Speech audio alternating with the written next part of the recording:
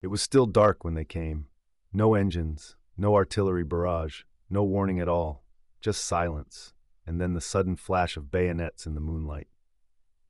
On a freezing February night in 1943, deep in the Tunisian desert, an Italian garrison of the elite 10th Bersaglieri Regiment settled into their outpost at Sened Station. Sentries scanned the horizon. Machine guns pointed into the void. They had every reason to feel safe. The nearest Allied forces were over 30 miles away. But somewhere out there, moving through the blackness with faces painted black and boots saddle-soaked to kill every squeak, 500 Americans were closing in. They carried no heavy weapons, no vehicles, just rifles, grenades, and blades. And they had one order burned into their minds: leave your mark. 20 minutes. That's all it took. By the time the sun rose, 75 Italian soldiers lay dead. 11 more were prisoners.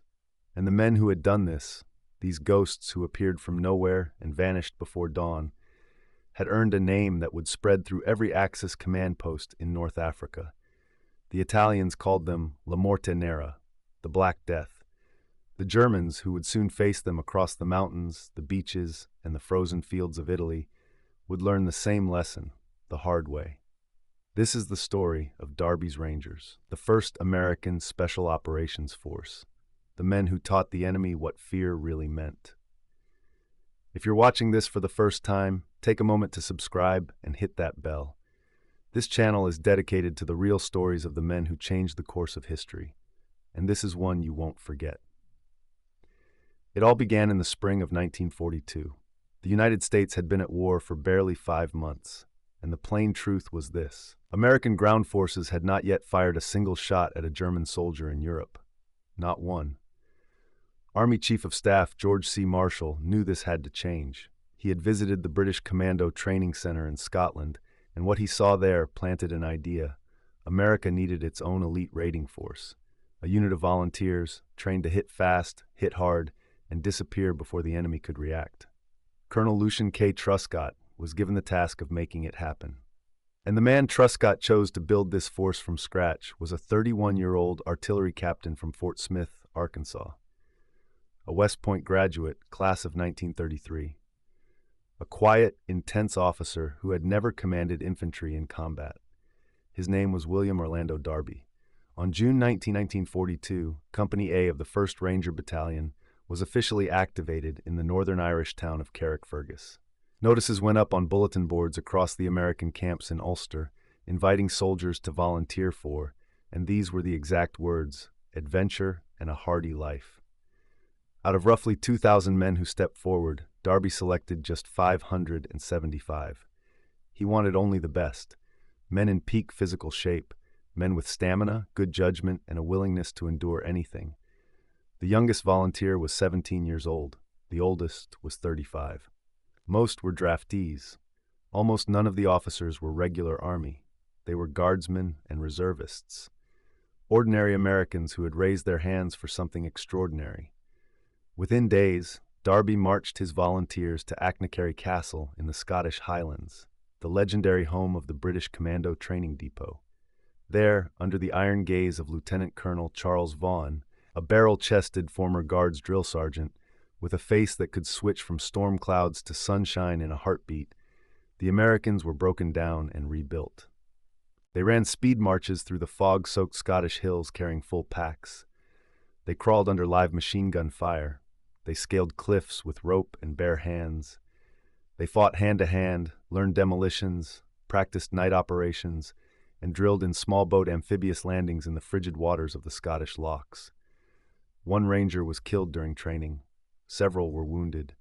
Over 70 men washed out, unable to endure the punishment. 500 survivors emerged, and they were no longer ordinary soldiers. They were rangers. On August 19, 1942, 44 enlisted men and 5 officers from the 1st Ranger Battalion were attached to British and Canadian units for Operation Jubilee, the ill-fated raid on the French coastal town of Dieppe. It was a disaster for the Allied forces. Thousands of Canadians were killed or captured. But for those 49 Rangers, Dieppe was something else, the first taste of enemy fire, the first time American boots hit ground in the European war, and it came at a terrible cost. 3 Rangers were killed, including Lieutenant Edwin V. Lustelot, who became the first American soldier killed in action in the European theater of World War II. Lustelot was shot 3 times while scaling a cliff to attack a German machine gun nest. He kept climbing. He was killed by crossfire at the top. The lessons of DEP, the absolute necessity of detailed intelligence, meticulous planning, and iron discipline, were seared into the Rangers' collective memory. They would not make those mistakes again. 3 months later, in the pre-dawn darkness of November 8, 1942, Darby's Rangers spearheaded Operation Torch, the Allied invasion of North Africa. The 1st Ranger Battalion was assigned the most critical mission: seize 2 coastal batteries at the port of Anzio, Algeria, which were positioned to annihilate the Allied landing fleet. Darby split his battalion in 2. Major Herman Baumer led 2 companies directly into the port to assault the smaller Fort de la Pointe. Darby himself took 4 companies through the surf, up a steep cliff path toward the larger Batterie du Nord on the heights above the bay. Every Ranger officer carried a rifle, not a pistol. Darby had ordered this so that officers would be indistinguishable from enlisted men and would not present special targets for snipers. It was the kind of detail that defined his leadership: practical, egalitarian, built on trust. Baumer's men seized the harbor fort in 15 minutes. Darby's force stormed the cliff-top battery under darkness and overwhelmed the Vichy French defenders. When Darby tried to signal his success to the waiting fleet, he discovered that the colored signal flares had sunk to the bottom of the Mediterranean when a landing craft had capsized. He fired what he had. The confused fleet waited 2 hours before landing, but the job was done. The port was open. The invasion was underway. Ranger losses were light, just 2 killed and 8 wounded, and the American High Command took notice. These Rangers could fight. Then came February 1943, Tunisia. The American II Corps had just been humiliated at Kasserine Pass. Rommel's panzers had torn through inexperienced U.S. divisions like paper. Morale was shattered. The British openly questioned whether American soldiers could fight. It was into this crisis that Darby sent his Rangers on a mission designed to do more than just gather intelligence. The goal was to terrorize the enemy and prove that the Americans had teeth. On the night of February 11th, the entire 1st Ranger Battalion was trucked to within 20 miles of an Italian garrison at Sened Station. From there, they marched 14 miles on foot in just over 2 hours, faces blackened, dog tags taped silent, boots soundproofed with saddle soap. Darby tracked his men's positions using an ingenious system of red-lensed flashlights mounted on selected soldiers' packs. Captain Roy Murray passed the word. Every man was to use his bayonet as much as possible. The Italians had to know they had been worked over by Rangers. At 50 yards from the wire, Italian machine guns opened fire. In the pitch darkness, their rounds sailed wide. The Rangers held their fire, kept crawling. Then, at point-blank range, they erupted. 20 minutes later, it was over. 75 Italian soldiers of the elite 10th Bersaglieri Regiment lay dead. 11 were prisoners. Ranger losses: 1 man killed, 20 wounded. And then, as fast as they had appeared, the Rangers vanished into the desert night, dragging their prisoners behind them on a forced march back to safety because Darby heard the rumble of German-tracked vehicles heading toward them. The Italian survivors gave the Rangers their name, La Morte Nera, the Black Death. It was a name that would follow them from the sands of North Africa to the mountains of Italy. But it was what happened next that truly shook the Axis command. In March 1943, American conventional forces were being stopped cold at the critical mountain pass at Jebel el Ankh near El Ghatar. The pass controlled the road to the coast, and the Italians held the heights. Frontal assaults had failed again and again. Darby's Rangers were given the mission. On the night of March 20th, the entire battalion, accompanied by a heavy mortar company, undertook a grueling 12-mile night march through some of the most rugged terrain in Tunisia, ravines, boulder fields, mountain switchbacks, to reach a plateau overlooking the Italian position. They arrived at dawn, unseen. At sunrise, the Rangers struck from the flank and rear while the 26th Infantry Regiment of the 1st Division hit from the front. The Italians broke and ran, leaving the pass and 200 prisoners in American hands. General Patton now had his opening to launch the final victorious push in North Africa. General Patton and Major General Terry Allen, commander of the 1st Infantry Division, praised the Rangers in extraordinary terms. The word was out. These Americans were different. They didn't just fight. They appeared where you least expected them, in the darkest hour of the night, and they came with blades. The Germans were beginning to understand. By the summer of 1943, Darby had been ordered to expand. The success of the 1st Battalion demanded more. The 3rd and 4th Ranger Battalions were activated in North Africa, trained by veterans from the original 1st Battalion. Darby declined a promotion to full colonel and a regimental command. He wanted to stay close to his men. On July 10, 1943, the Rangers spearheaded Operation Husky, the Allied invasion of Sicily. Force X, consisting of the 1st and 4th Ranger Battalions under Darby's direct command, made an opposed amphibious landing at the town of Gela on the southwestern coast. It was there that the Germans truly learned what they were dealing with. As Darby's men fought through beach obstacles, minefields, and wire, the Italian defenders switched on 6 searchlights and raked the landing craft with depressed anti-aircraft fire. Rangers vomited from seasickness and groaned under the streaks of red and blue tracer fire. An Allied rocket ship hit an ammunition dump in the town, and in the explosion's glow, 28 assault boats hit the beach. The Rangers stormed Gela in savage house-to-house fighting. They captured a coastal fort after Darby called in naval gunfire from the cruiser USS Savannah. And then the real test came. At noon on July 11th, 18 German Tiger tanks, the most feared armored vehicles on the planet, rumbled into Gela for a massive counterattack. Darby's Rangers had no tanks, no anti-tank guns beyond a few bazookas and captured weapons. They were outgunned by every measure. Darby personally manned a captured 37mm gun. Sergeant Carlo Schunstrom turned a captured Italian 77mm gun against the German armor. 12 Tiger tanks were knocked out. Then an entire battalion of Italian infantry approached. The Rangers let them close to 2,000 yards and then poured 4.2-inch chemical mortar rounds into their ranks. The Italians broke and fled. By late afternoon, Gela was quiet. The Rangers had held. It was at Gela that the German High Command fully grasped the nature of the threat. These were not regular infantry. These men fought with a ferocity and resourcefulness that defied what the Germans expected from Americans.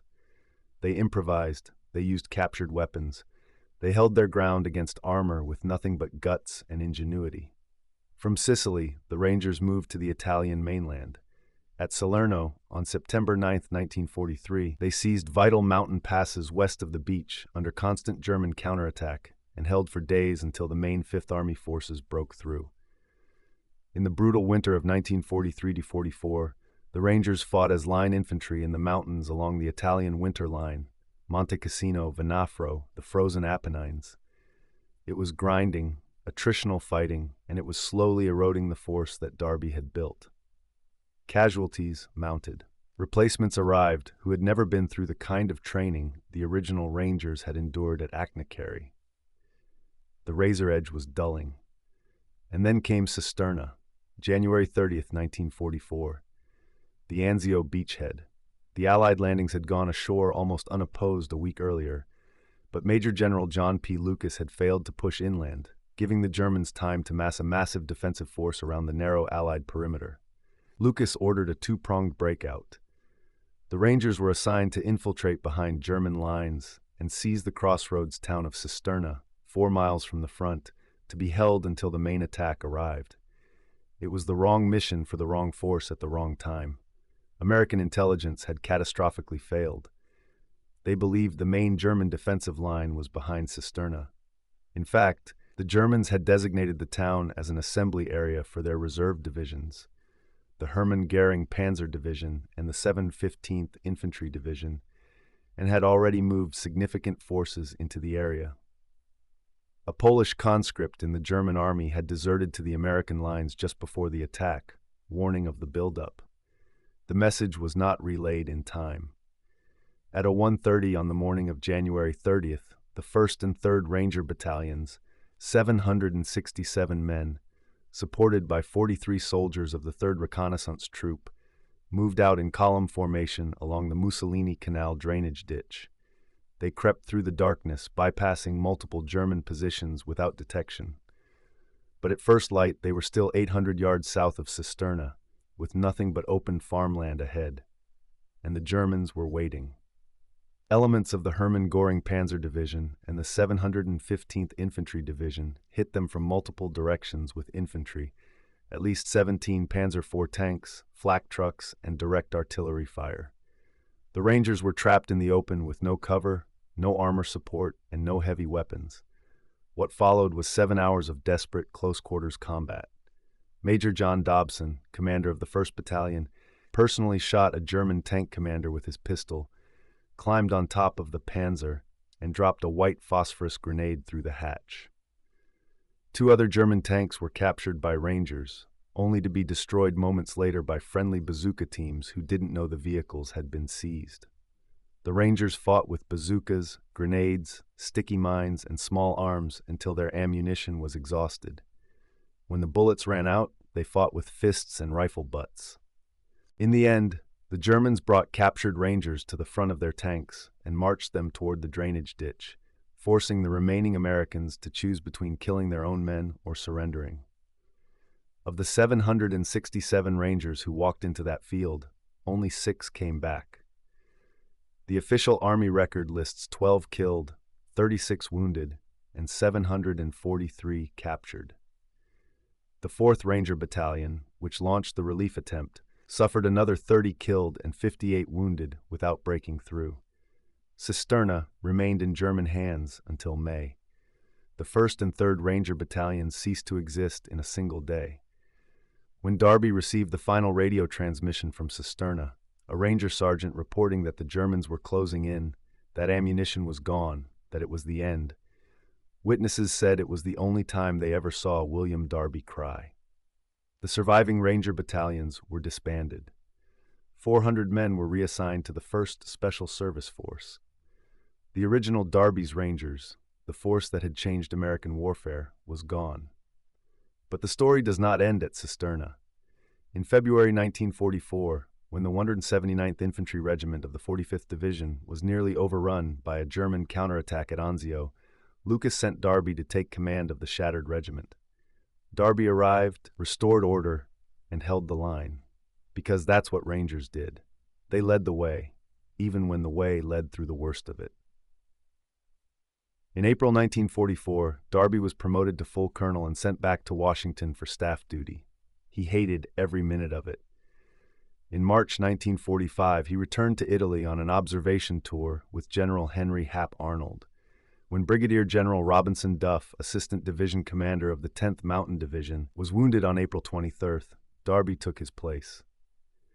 Task Force Darby spearheaded the 10th Mountain Division's breakout from the Po River Valley during the final Allied offensive in Italy. They fought their way north through the Apennines, through highway tunnels swept by German 88mm fire, toward Lake Garda. On April 30th, 1945, in the small lakeside town of Torbole, William Orlando Darby was issuing orders for the final push toward Trento when a German artillery shell detonated near him. Shrapnel tore through his body. He and his sergeant major, John Tim Evans, were killed instantly. He was 34 years old. 2 days later, the Germans in Italy surrendered. Darby was posthumously promoted to Brigadier General, the only American officer to receive a posthumous promotion to general rank during World War II.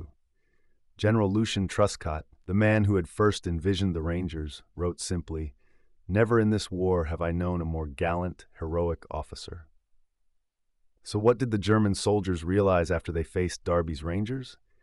They realized that the Americans they had dismissed after Kasserine Pass, the soft, green troops who broke under pressure, were capable of producing something entirely different, something they hadn't anticipated. Men who moved like ghosts through the night. Men who crossed 30 miles of desert on foot and attacked with bayonets. Men who scaled cliffs in the dark, seized fortified positions before dawn, and fought German armor with captured guns and sheer willpower. Men who, even when trapped, outnumbered, and out of ammunition at Cisterna, fought for 7 hours, and forced the German attackers to suffer casualties so severe that their own planned counterattack against the Anzio beachhead was disrupted. The Germans realized that the Rangers had changed the rules. This was not the war they had trained for. These Americans did not wait for daylight, did not advance in neat formations, did not depend on overwhelming firepower.